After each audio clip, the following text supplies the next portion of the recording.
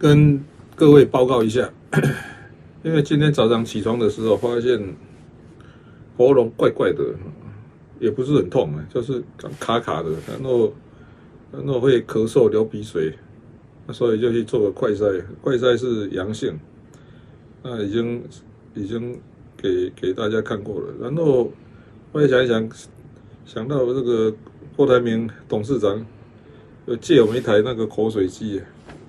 是不是干脆就拿出来做一做了？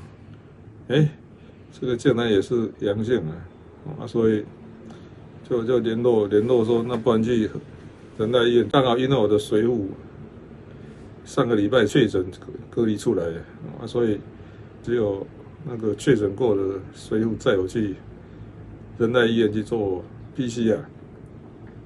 因为那个地方今天去蛮静的，竟然没什么人。网络预约，然后就直接带健保卡去，就5分钟就全部做完了。所以现在就是等结果出来。不过还好了，这个除了会咳嗽以外，其他还没有什么太明显的症状。好，谢谢大家。